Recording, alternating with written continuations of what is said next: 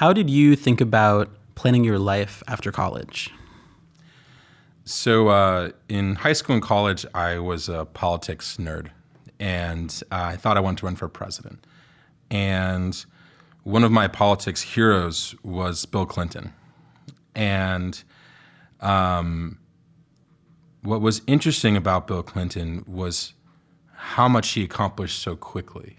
And so I remember reading his autobiography, and he became Attorney General of Arkansas before he was 30. He became governor of Arkansas when he was 32, and became president at 46. And something like in that kind of, I don't know what it was, but something in that plan kind of immediately convinced me that if I was going to be successful, I'd have to start my plan quickly. Like I didn't have a lot of time to screw around. And I actually got to meet Bill Clinton when I was in high school. I participated in this program that he did when he was a kid, and he got to meet JFK. And so I remember just kind of thinking all of these like, okay, like if I want to run for president, I've got to like really get my shit straight. And so kind of coming out of college, which is funny as well, because like then I took 5 years to graduate from college. But coming out of college, I had this kind of basic set of thoughts. My 20s is where I should really get a head start on my career, and ideally be able to either make money or set myself up to make money. My 30s is when I wanted to devote time to family. And so I wanted to make sure I had enough of a financial foundation so that I felt comfortable getting married, having kids, so on and so forth. My 40s was for the thing that I thought I wanted to do when I had money and family, which was run for politics. And at the time, I had this really strong feeling that I shouldn't run for office before having a family because I wouldn't be able to relate to the vast majority of Americans. And then I always thought that in retirement I would teach, because I kind of had this mental model that like anyone who had done something of sufficient kind of quality should then teach or try to contribute to the next generation accomplishing their goals. And what was interesting about that plan was that like in some ways it worked great. In other ways, it's completely off. So, you know, with that plan in mind, I remember I was working in politics when I was coming out of school, and Justin, my future co-founder with Justin TV, was just a college friend at the time, and he was going to do a startup, and that startup was going to do Y Combinator. And there was a horrible idea. He wanted to make an online reality TV show that was live filmed, which is a really bad idea. But I think that I thought to myself, you know, one, this is kind of getting a jump start on career. It's like I'm not waiting, you know, I'm not waiting to get my life started. I'm not waiting in some like low level job and kind of working my way up. Like immediately, like I'm going to be able to get to work, and however good I am, that's going to be the results. So that was really appealing. And then two, being able to work with friends is also really appealing.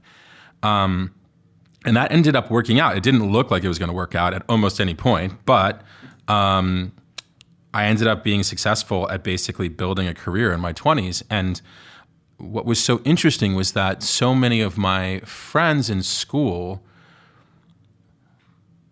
either spent their 20s kind of exploring and finding themselves or doing more school. And you know, to each their own, but I really liked just kind of directly getting started with, you know, trying to have as impactful of a work career as possible as early as possible. In my 30s, family ended up working great. I got married, had my first kid, wife had the kid. And it's been really nice to have financial stability when trying to create a family. And it's made things a lot easier. And it's also been really nice to not have to, I mean, it's strange saying this now that I work at Y Combinator, but like, I don't have to work as hard as when I was a startup founder. And more than that, not even as hard, I don't have to work in as stressful of an environment as when I was in a startup founder. Now, I thought I was going to do politics in my 40s, but over the course of my 20s and most of my 30s, I kind of got disillusioned with politics. I think being far away from DC on the other side of the country really helps with that. You start realizing how relatively small the federal government is. And so interestingly enough, I basically just skipped that step, and working at Y Combinator is kind of my retirement job. It's teaching, which I always wanted to do. And so, for me, kind of blocking and tackling those chunks of my life were important, because I think what I realized is that nobody tells you what you're supposed to do. And it's so easy for years to go past and for you to wait for some sign when you're the sign, you decide. And I remember transitioning from my 20s to my 30s and thinking, okay, this is when I have to make sure family kind of gets started. And a lot of decisions started happening because I was okay, I need to get this done. And that was super important. And I see a lot of my friends in their 30s who kind of, because they haven't really blocked and tackled what they wanted to get done, I think they look back and they wish they were being more productive in their life. In terms of, not in terms of career, but more productive in terms of their life goals. So that's how I thought about it. 20s, 30s, 40s, retirement. And, that worked really, really well for me. I would say that, I got super lucky in my 20s. That was really helpful. And that really helped the rest of the plan. But I was always so happy that I had a plan that made me feel confident and comfortable, with what I was doing in that decade.